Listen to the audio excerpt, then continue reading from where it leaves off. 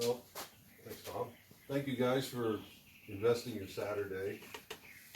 Come over here and see if we can improve Mike's top situation here. He started out buying this car, or he could probably tell you better than I, and didn't have a top, I believe. He wanted a top. It had the material, all the things in the back. It came with the car, but you want to put the top on. And Bob called me and asked me if I'd put the top on. I said, well, let's check the wood. And you can see how that ended up. So what we're going to do is replace the header in this car. We ran through it yesterday, so you guys wouldn't be sitting here for 8 hours watching people pull out rusty screws and nails. Did you have a question? Is there a preference when you're taking a car and restoring it as to when you put the top on? In other words, in the process, do you have the car painted first, or do you just have it primed, or what do you think's best? That's a really good question, because nobody really does things in the sequence the way they were done on the factory assembly line. Like this car, it's had this is actually, in my estimation, a really excellent example of a 5-window coupe. It's in really good condition. It's had some restoration work done on it over the years, and some of the wood's been replaced, some of it hasn't. In a perfect world, you would take this thing completely apart and build it back up the way the assembly line did. So if that answers your question. It's so seldom done that way. But on the assembly line, would they have put the wood in before they painted it? Oh, yeah. On the assembly line, Yes. the entire wooden structure was all put together with wood screws. The sides, not including the cowl of the doors, the sides where they bolt together in the back were built up as units, welded together, and then the whole thing was assembled with the top wood going in place. The floor pans get put in after that, the sills, it's all done on jigs. And then, which raises another question, there are wood screws in this that you can't get out because the body's welded together and bolted together. Briggs bodies, like Bob's 4-door sedan over there, is not bolted together. It's a much more expensive body. It's actually welded together and hand dressed.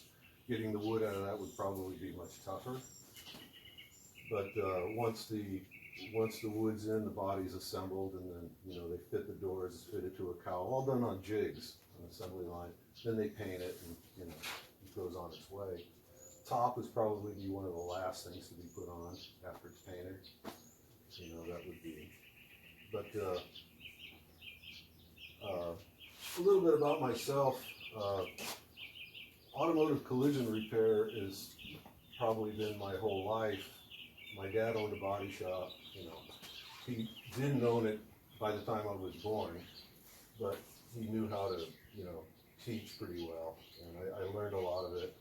And then I actually went into that line of work up until about 20 years ago when I retired from it. And through that whole period, from late 60s, Model A's, Corvettes, 409 Impalas, they're kind of weaving their way in and out of my interests. So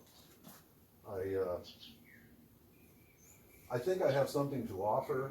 I don't have all the answers. I mean, we got guys like, Chris Wickersham sitting right there, and Travis, and even Chuck, you guys are some pretty sharp guys. I'm sure I can continue learning things from a lot of you. So keep that in mind, and don't, hesitate to ask questions. So we'll start. You had a question? Yeah, real basic. Do different models come with an entire metal roof, and another one would have an opening here like this, or how did they do that? Later on, they were getting more into metal roofs. I think, Bob, you could answer that. Didn't some of the trucks have metal roofs? I missed the first part now. I was just wondering if they all came with the open part of the roof, or were there some models that the entire roof was already formed and goes as one piece? As a steel roof or as a wood roof? Steel. No, the Ford did not introduce an all-metal roof until 1937. That was the first car that Ford offered a steel roof on, unlike Chevrolet. One of the big features of Chevrolet is they offered an all-steel roof as early as 1933. And that, they used that as a marketing tool, as a safety thing. Yeah. But all the Model A's, regardless of the body style, 4-door or 2-door, even the Victoria, all came with open, soft top. Late 31 commercial. Late 31 commercial had steel roof? Did it really? Yeah. Guys, I've never seen Real, it. yeah, late, I think like August, September. Richard Fabula has one. I have one, pickup, but Yeah, well, the deluxe pickup, by the way, which was made in June of 1931, came with an all-steel roof. This isn't the deluxe, this is just a standard commercial cab, Okay? late 31. Yeah, good. Learning and sharing, that's what it's about. Over the years, people have speculated, why does it have a cloth top? And probably one of the most amusing stories I heard, which may or may not be true, was I know it's a fact that these things are just rollover happy cars, especially 4-door sedans. I mean, you want to find a 4-door sedan that hasn't been rolled over. It's a little unusual. Most of them have been rolled over. I know I've had to work on a lot of them. The glass and the wood and the roads they had at the time. And people said, well, if you get stuck and you can't get the doors open, you can kick your way out of the top. I mean, if that thing's catching on fire and you're sitting in there smoking, you can't get the doors open, I think I could kick the top out. You know? So I don't know. It's interesting because the way the bows are designed to set in from the top down, there's a lot of ways they could assemble that, but they kind of did it to where it looks like it's a quick release. You know? Anyway, getting started, the first thing you'd want to do is the sun visor, which several nails across here, and they're the kind of funny nails that have the little spirals in them, so when they get in, they're very hard to get out. There's I think it's a 1032, maybe a 1224 screw that goes in these holes. And then they're tack welded right up in here, which on a car like this, you're not going to tack weld it back on. Why they tack welded it in addition to a screw, just probably why they put safety wire on motor mount bolts. I mean, where the heck are they going to go, you know? But since the car is all painted, you're not going to weld it back on, you know. So this is like the first thing to take off. You got to just dig under it with a screwdriver, get it to come up. Then you got to worry the nails out with some kind of needle nose pliers or any way you can. This is the first thing. Try not to destroy this. It's really easy to warp this, taking it off. I repainted this because it had a lot of cracking and whatnot as an older restoration.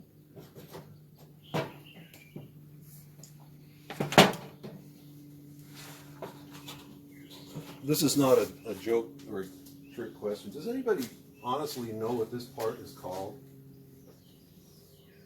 Okay, we've been calling it a header cap, okay? It just sounds like a good name for it while we were working on it and referring to it. This is the second piece to take off. But before you can take this off, the windshield frame goes through these holes. So the windshield frame sets up in here. It's just sitting there, I don't need to get it, but it has this seal, and this one's been replaced. Most of the time this is hard as a rock. You've got to chisel it out with a screwdriver. But it's real simple. The seal just goes right up in here like this. And sits up in the car like that. It has wood screws going into the header, which as the headers get old, the wood screws fall out, and a lot of you have seen the gas tank becomes the resting support for the windshield. And there's still a few Model A's running around like that. They haven't had the headers replaced. Same story. Bunch of little nails, windshield screws. It has trim screws on the inside because this is sort of a garnish molding. You don't really see it with the windshield closed. This is sort of an interior garnish. This car doesn't have it does have a windshield wiper. That's, on this car it doesn't get in the way, so you can just leave it on the frame. Okay, so now what we have here, an exposed header. There's, of course, there's some nails here. There's these little garnish moldings that go on the side. And some of these things, you got to work them to get them out. They don't just like take the screws out and they come out. Some of them you got to put them in at angles, and you got to play with them sometimes. If these go in here with 3 1032 oval head screws.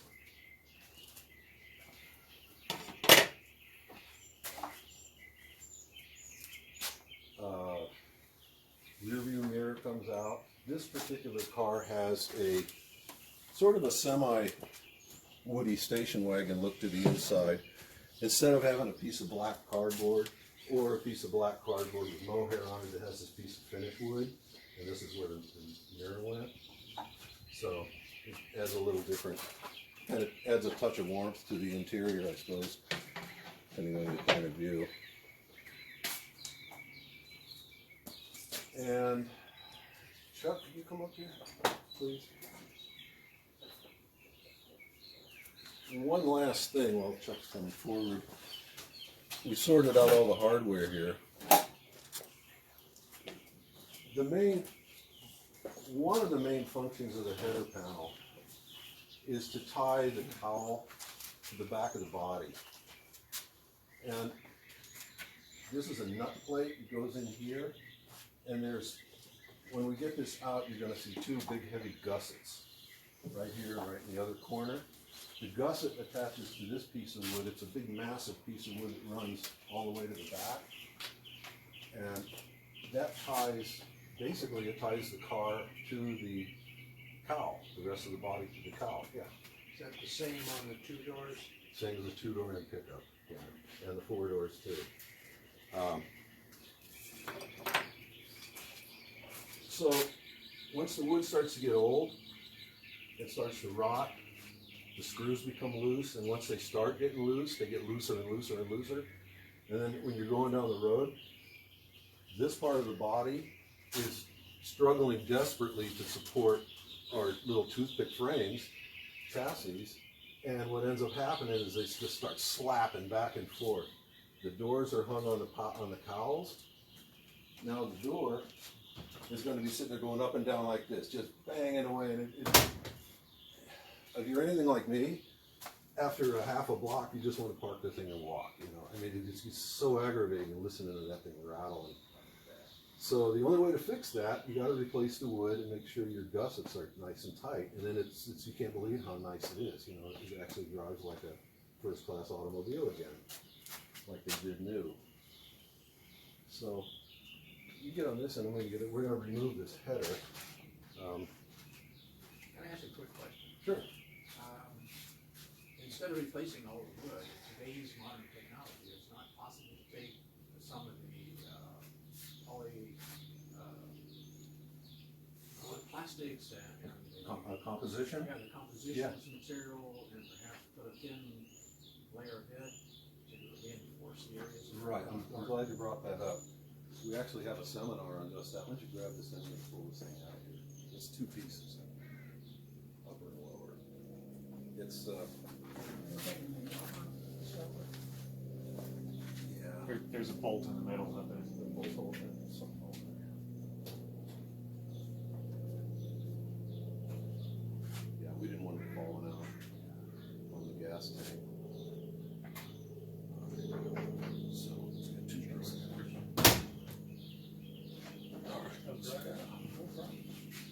Once the nails and everything are out, Theoretically, they would come right out.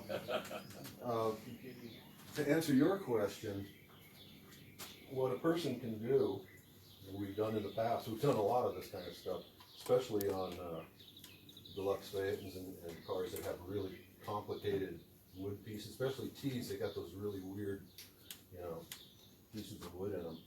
What you can do on this is where the windshield goes, and that's a common problem. You can cut this out, maybe cut it out with a mill or cut it out with some kind of a saw, like run a blade this way, run a blade that way, and actually make a new piece and glue it in and put it in with screws. Drill it, you got like a brand new part. You wouldn't do it with this because this thing is like, what, 130 bucks, 150 bucks, something like that. These are really cheap. Back in the early 70s, I was buying these from a guy in Van Nuys. His name was Jim Scott. Anybody remember Jim Scott? He was making these and selling them for around 75 bucks a piece. And they were really nice. He did a really good job on them. Thanks, Chuck. I'm going to use it again in a little while. Just hang it. You can sit down if you want. Okay.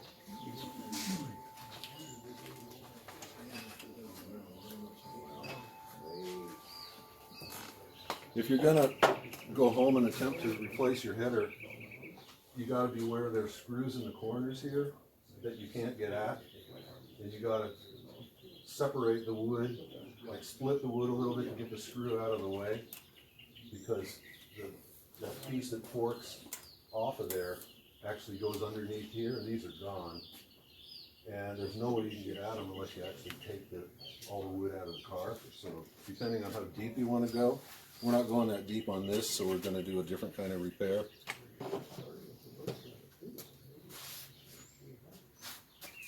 So it's basically, these are the gussets.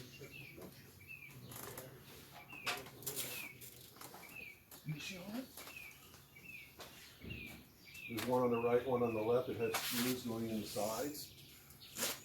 There's also a body webbing here, a cloth, like an oilcloth. If it's good, you don't want to take it out. If it's gone, you want to replace it. This one's still pretty good. Rumor has it they cure squeaks. I guess it does in some cases. These are pretty solid. Once they're in, they've got so many screws in them, they're not likely to go anywhere. The problem is right here, the gussets. As long as the gussets are tight, you're okay. That's holding the whole car together. So as you get a header,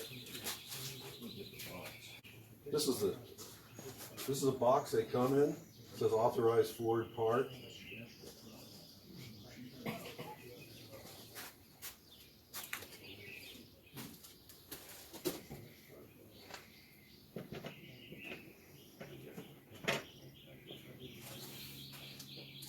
They're pretty good. This one needed a little trimming up in here. The visor didn't fit. The visor cap, the header cap didn't fit. You had to trim a little bit out of this part right here. This recess right here wasn't anywhere near as deep as this. You put it on as hard as you could get it. It didn't line up with the holes that I drilled. It has no holes, you have to drill your own. So it was the windshield holes. The windshield screws would have actually gone into this no man's land here because it was cut here, but it was cut at an angle instead of being straight. So Charlie got on it with the grinder actually and just cut it deep until it fit on there just perfect. This actually was a pretty nice fitting header. It didn't take more than what, maybe 5-10 minutes tops to get it right on target. So our monitor here. Do you always paint them before you put them back on? Mostly on seminars. Usually they spray a little black on there so you know you need. It tends to want to be too low for this piece here. We had it. Got it? Yeah, that's good.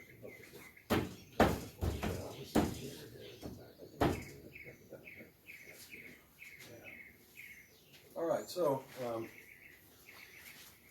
we don't use nut plates anymore, only because Snyder sells this or whoever made this header panel has got these new, more modern style dig-in kind of. Any carpenters know what you call those thing out, you know. But here's the old nut plates. They've been replaced with these, so you don't need to use these unless you're trying to make it 100% authentic, and then you're going to want to restore these and notch the header to be like your old header.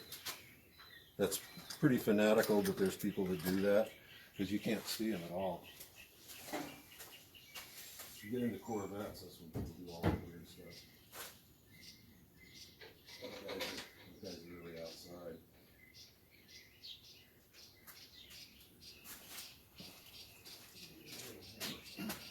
There's one in there.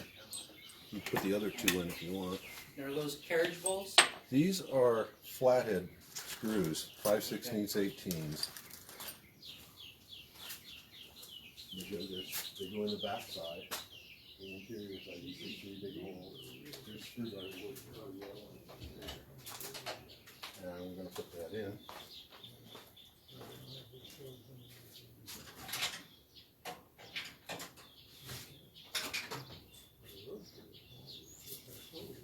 You guys don't feel like you're being left out because Chuck and I do a lot of work together. And later on, you'll get a chance to beat on the nails if you like.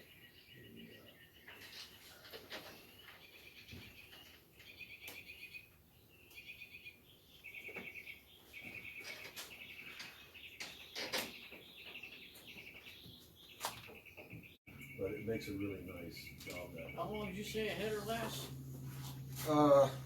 Well, depending on the amount of exposure that it gets, because it traps the rain. The rain gets under there and it just sits there and rots it. And you can see on this one, this has the original, you know, protectant on it, or whatever that is that they put on this. I mean, there's like nothing here. There's a little bit here. There's bare spots all over. So they didn't like really preserve them very well, although they did make some effort. And that's not just Ford. I mean, they all do that. So we're going to try to put this in next. It's goes in with nails, the windshield. These don't exactly fit in like you would think they do. You got to really jockey these things in case if you ever have to change one of these and you have trouble getting it out. Just call me or Bob or somebody, and help is available. They are really kind of tricky. If you've never done one, well, I start with this. I get it back as far as it'll go. Come down this angle.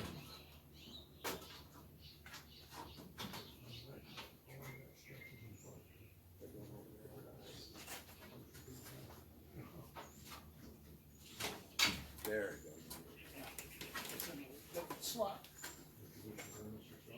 And try on painted cars, if at all possible, to avoid scratch in the front. It's hard not to scratch the inside, but try not to scratch the front because it's a tight fit. No, you just hold that side.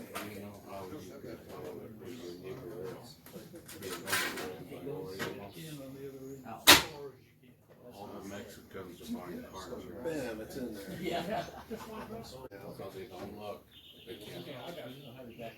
All right, we're going to put a couple of nails in it, but we're not going to put them all in right now because, you guys would get bored to death. That's what it means, the neck.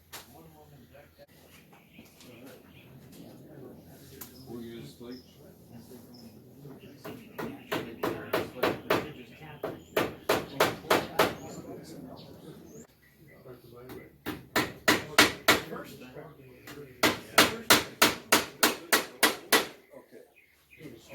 Those are, they're just to hold it till we get the windshield in.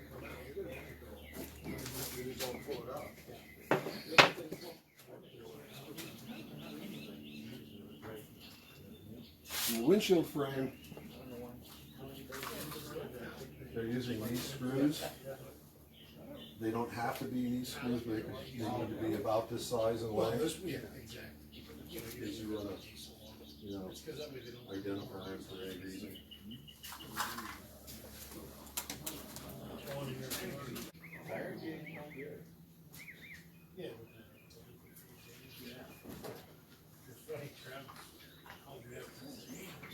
really a good idea to cover up. It's amazing to me why myself and everybody else hardly ever does.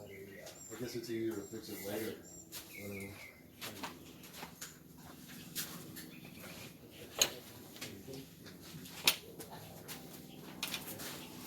This is where, this is probably the, I'll just set it right here. This is probably the trickiest part where you don't really want to make too many errors because you get just really tired of holding that windshield up there where you're trying to get screws caught. I pre-drilled all the screws in the header, and then I went with a larger screw, very short, about a 1/16 of an inch in to make room for the shoulder on the screw, and I ran the screw through every single hole. So there should be no issues about getting the screws in the holes, assuming that the holes are in the right place. I marked them based on these holes here, so, you know, we're gonna try it. Let's see. This has to lay on top, like that. So it flaps over the hinge. This car had an additional piece on top of this. I don't know why. It's not supposed to be there.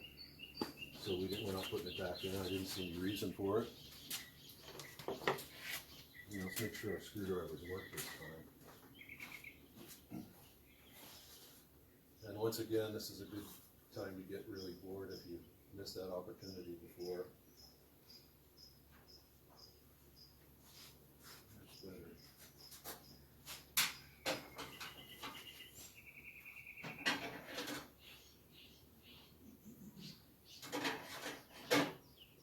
About how long are those screws? I'd say an inch, inch and a quarter, somewhere in there.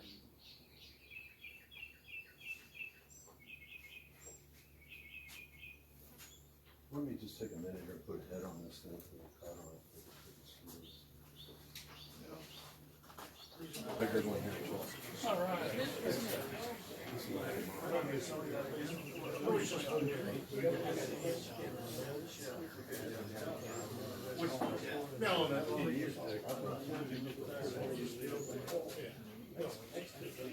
If you think you're really cool, you can attempt this yourself. And probably get away with it. I prefer to have help. Straight up so we don't hit the rubber. All right.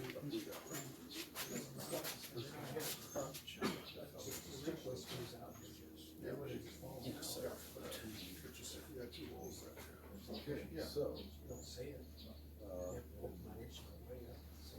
can you put that block of wood under here that we had? It should be up there.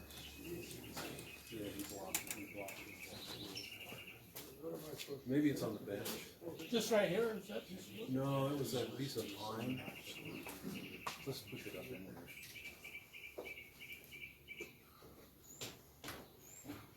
And there she goes.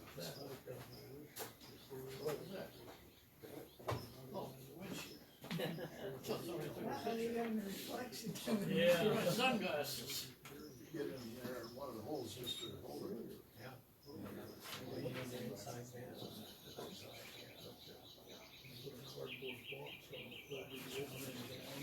Just to the windshield on that.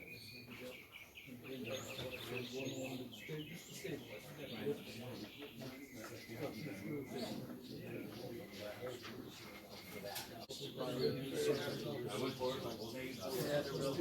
Okay, so we got two of the screws caught, snugged up, and Hey! Listen up! the only way you can put the screws in is with the windshield open, or you can slide the windshield off the side of the hinge, which is a really easy thing to do too. It's just got like a roll hinge there. You can just like slide them off. Then you can put the part of the hinge in, and then you can slide the windshield on. Usually they're rusted or the ends are peened over, and I just assume not mess with it, so we do it this way. And now we got two of them caught, so we have to put the rest of them in. Anybody else want to twist screws and give Chuck a break if you want a break? Or I don't know how to keep you guys interested, because this is really. This guy did something.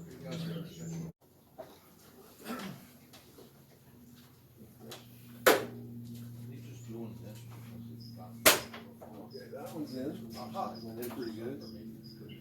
Chuck's probably never done one. I've done a lot and I still have trouble. If you want. Another thing I do is I list all the screws in these little cups so I know what they are. Like these are windshield garnish molding screws. There's only 6 of them. You put 3 of them and then you put them in the other side. And that part will be done. You can go over to the driver's side and put the screws in.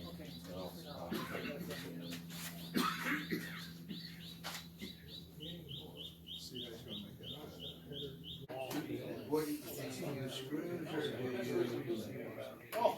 What do you mean where there's no wood underneath? Yeah, you know, obviously, you know, the nails have fallen out, so there's not, you know, anything, you put a nail in, it's gonna fall out. Yeah, there's, of course, you're supposed to replace all the bad wood, but you know, let's face it, this is the real world. We're not going to do that today. You have to get a little creative at times. One of the ways on this particular car, since there's no wood right here, you guys can probably see that everything looks pretty cool, but there's nothing here. This is the extension of the piece that goes all the way in the back. And you have absolutely nothing here to nail to, which is not any real big deal because the only thing that goes here is that end cap for the hide and weld. So it's just a looks thing. You can glue the hide and weld on. But what we're going to do with this one is I made these little corner pieces. This is hardwood, and I just roughed them out, and we're going to stuff these in there and use these to hold the nails in. If you get into a situation where your wood is too small,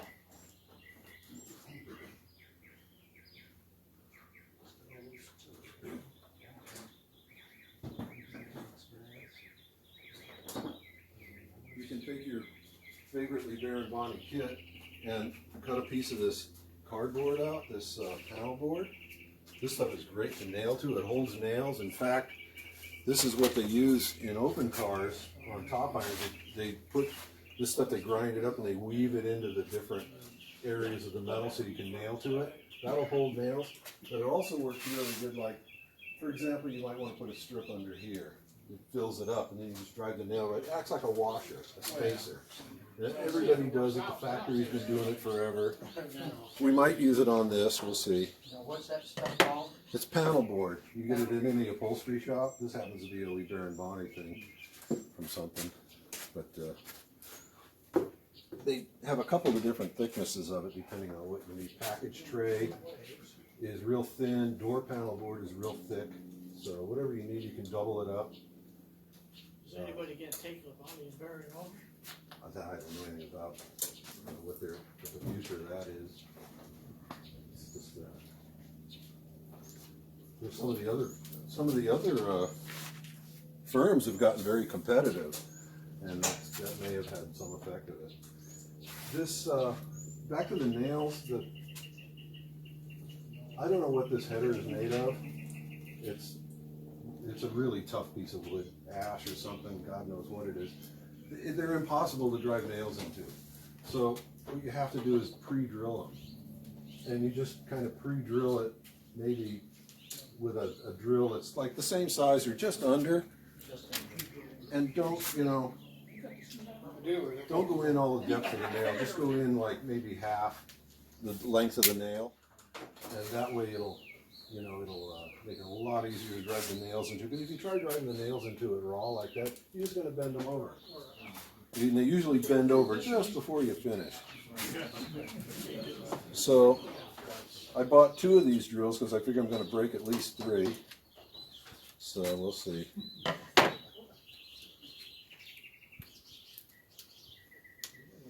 And when you get done, you might as well throw them in the trash anyway because they're so freaking small, you're going to lose them.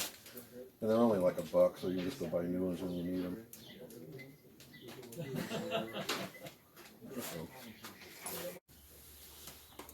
Okay, so I got the windshield wiper tube hooked up. There's supposed to be a little hanger clip along the way, 1 or 2 of them. but this one doesn't have it. It's probably something you might want to put on someday. Once the windshield's closed, it's not a problem, but when it's open, it is. Bob should have a battery drill motor right down here. Oh, okay, well, we're good right at the moment. In Milwaukee that works like this. Good.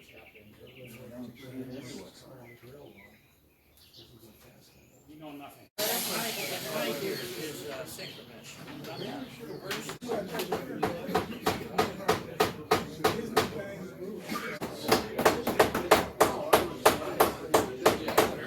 So I didn't know it was gonna take that long to put the nails in. You know, it just takes time. So, what we're gonna do is, I guess you can take a break or something, whatever you wanna do. What we're gonna do is we're gonna stick around here and try to finish as much as we can today. If you wanna leave, you're welcome to leave. But before you go, we're going to lay out how you put the top on, just, you know, I can do it right here. Let's see, where's our chicken wire over here? We may even finish this up tomorrow or Monday or something, it just depends on how it goes. But anyway, the first thing you put on the tops, put the, they're basically 4 foot by 4 foot. You get some chicken wire. They do have different size chicken wire. The smaller the better. This is kind of medium size, but it works just fine. You lay the chicken wire down right up to the edge of the wood. You don't have to put it over the top of the metal. And what the chicken wire is going to do is provide support for the padding. Keeps the chickens in. Chicken coop. So this is padding that came with the car, I believe, and one of the really important things, guys, about putting one of these tops on is not. God, you see so many weird things. I mean, you see guys with 500 gallon water buckets draped around. I've seen all kinds of weird things, articles and stuff. The really important thing about putting a top on one of these, make sure if you put the padding on, it's real thin. Because if you put a really big, thick piece of foam padding on, the top is going to go like this. And it just looks really bad that way. This is real thin. It's like 1/8 inch, maybe even less than that. But you don't want a lot of padding. You just want enough padding, you know, to hide the chicken wire. And there's a bunch of little slots in here for nails. So you almost, you know, you got like a 90-10 chance of hitting a slot. This has got some smaller ones, but it runs right along here. You run your, you can run your insulation up to here, or maybe stop it right here. It doesn't, the insulation or the padding doesn't have to be nailed down, but you might put a nail in it here and there just to hold it in place temporarily. Of course, the visor is going to go on after we're done with this. But if you buy this from a kit, chances are it'll be the right. This is like the long. I guess this is long grain. This is not long short grain. This is the long grain. This is probably, you might, you know, get a brief check with the judging standards to make sure you're putting on the right material if you want to use the right material. You can use anything from vinyl to anything you want. Material with flowers on, anything you like. This is pretty good quality stuff. It has a very thin backing, but this is not enough of a backing to go without padding. If you put this on there, it wouldn't be really tight against the chicken wire. It wouldn't look as good. The way the top is convex, both directions, east, west, north, and south, it's always going to be tight in the center. So you're not going to have the top flopping up and down. This gets nailed on. You just lay it over here once your padding is on.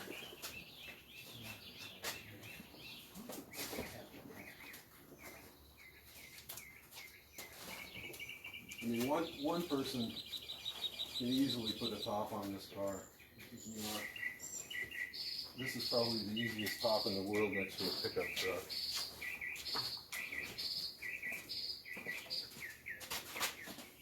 To the best of my knowledge, the drains run front to back. if you do it side to side,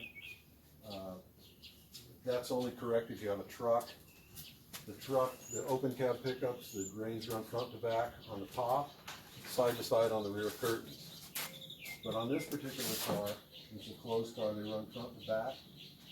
And you just start by putting nails, work from the center on out, work from here, pull the back, this center, that center, just kind of like gentle pressure and pull it out and try to nail it down. You don't need to use a lot of pressure on it.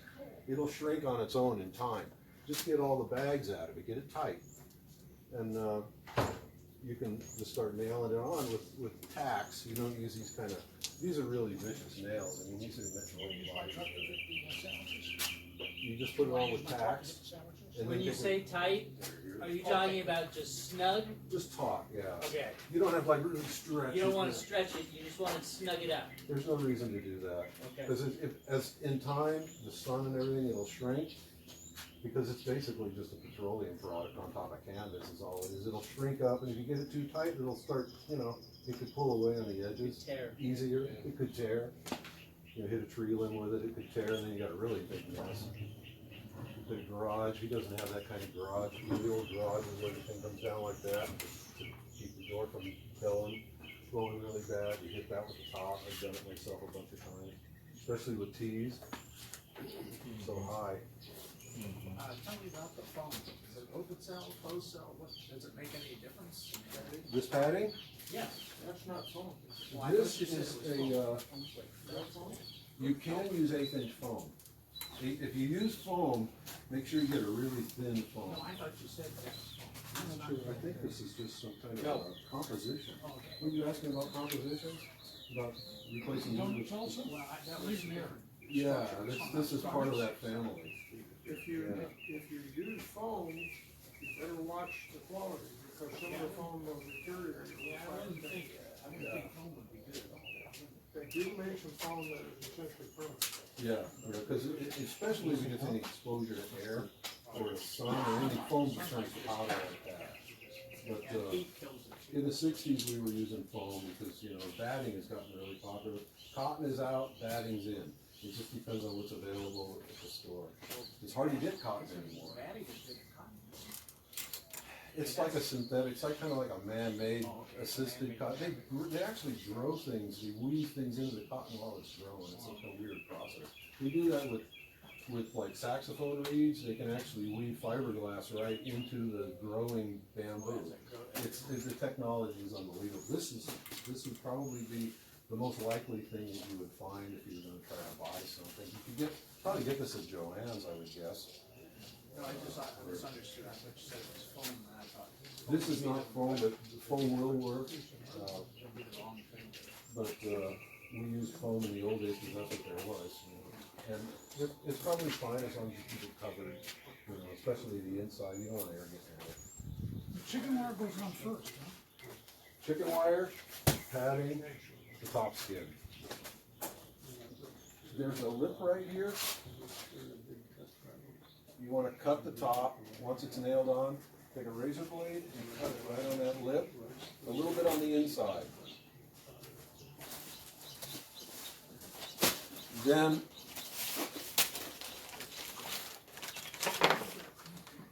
this jazz goes on here. This is called hide-em well.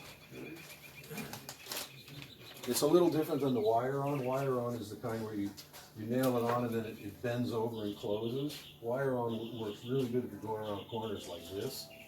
This does not because it won't bend very well. When you get around the back, it has to make a sharp bend. What I do is I heat it up with a heat gun and I try to stretch it to try to make it bend. That works pretty good. We got a kit or whatever it was and it had some plastic emblem adhesive. I'm assuming that they were planning on gluing this to the top material itself, and that would kind of act as a sealer. I haven't really experienced any leaks with these with new tops on, but I guess if you want, you could put some, before you put this on, you could put, Silicone? yeah, some kind of silicone on black or clear or whatever around. It'll make a big mess of it. run a little masking tape on here so you don't get any on the body first. That would be a way to do it. But this goes right on top here, and this is your finish, right like that. You start on one end, you work your way around, you end over there, and then it gets another piece that goes underneath the drip rail and hides all of this right here. You can see that wood that's missing is not really much of an issue because there's no structure there. And this goes right here over the top of the sun visor. How is it attached? It's attached with nails. You drive nails in here, it spreads open like this. Oh, I see. So you drive nails in here and you use the punch to tighten the nails up, or tacks actually. You could get longer tacks or like wire nails or something.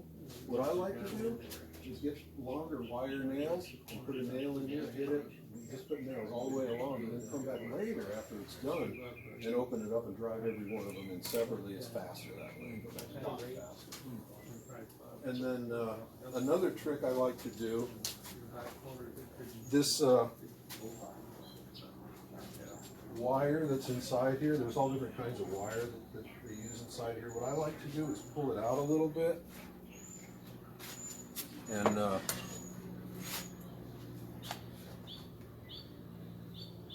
pull it out like that, cut it,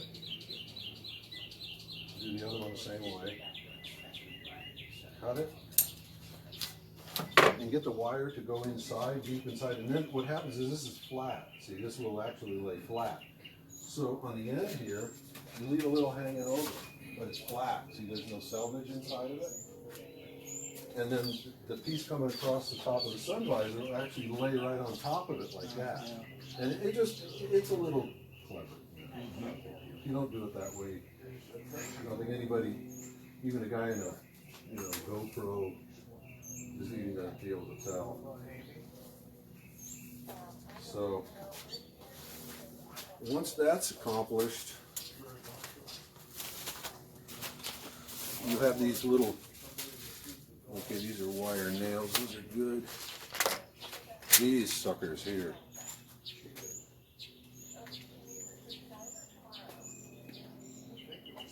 These look like they used to be medication. They're in the right bottle. 2 of these and 1 nail. Now, these are obviously have been used. They look like they're nickel. You stuff the ends under here like that. Try to make it look, somewhat nice. They have a bunch of different kinds of these with different scrolls in them and stuff, whatever you like. And these go over the top of the end of the welt, and you put a nail in it, and it's done. And these are like the last things you put on the car to finish your job. Questions? Yeah, it is tomorrow, okay? No questions? Good. Everybody's hungry. And that's about as far as we can get at this point. So. After the first rain? Guys have put sealer on them. I've never put sealer on any of them. I've never had them leak. It's just, if the top's nailed down good, and this stuff is on there, it's almost impossible for the water to get under. Where the water comes in, I tell you, on a Model A, which is like the stupidest thing I've ever seen in my life, the water comes right in on top of the firewall under the gas tank. The firewall is like it's round with a notch, round with a notch, round with a notch. You got these big gaping holes. Oil, blow-by, rust, gasoline, anything that goes through here or is in here is going to go through those holes and end up in your face. Every time guaranteed. That's the problem. The problem is not the top. Okay? But if you want to use a sealer, just be really neat with it. That's all. The water is going to get up under here. Yeah. And that's what we painted this one. But, living in California, even if you leave the car set outside, I doubt that you'd ever have to replace another one. The guys that put those in originally, I'm sure they're gone by now. So anyway, for now, that's it. I'm going to take a brush and That's it? some black paint. I'm going to touch up just before we put the visor.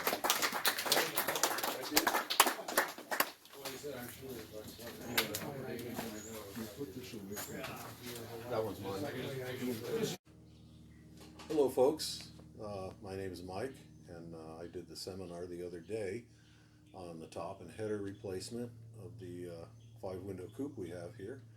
And I have another Mike with me, the owner, so you could meet him and get to know him. He's the proud owner of this really nice, beautiful 5-window coupe. So Mike, tell us a little something about yourself. What do you do for a living? And Well, I'm a musician with lots of free time, so I thought I had cars when I was a kid to work on and tool around in, so I thought I'd get back into that. And I always wanted an old car, an old Ford, well, and it turned out it was only a few blocks away from me where I saw this one for sale, and I picked it up. had to have it. I had to have it. Had to have it. So, and it was like an older restoration, I guess, but it was missing the top. So I was a little, never having owned one before, I was kind of at a loss of what to do. Sure. So I got in touch with a local Model A club, and the rest, as you saw, was history. They took care of it. Great. I recommend that to anyone who buys a car like this. So you're a musician. What instrument do you play? I'm a bass player, Jazz bass player. string bass, jazz, classical, pop, Fantastic. with electric bass. That's beautiful. That's beautiful. Whatever it's taken over the years. Right. Okay. So you plan on touring with your Model A with a club, or I'd like to. like to get out and drive it and have some fun? Well, I've been with it? driving it plenty. Maybe I should have gone through it a little more before I started driving it. But so far, it's been great. I'd like to drive it as much as possible. Okay. Well, you met Mike, and I hope you enjoyed our video, and thank you very much.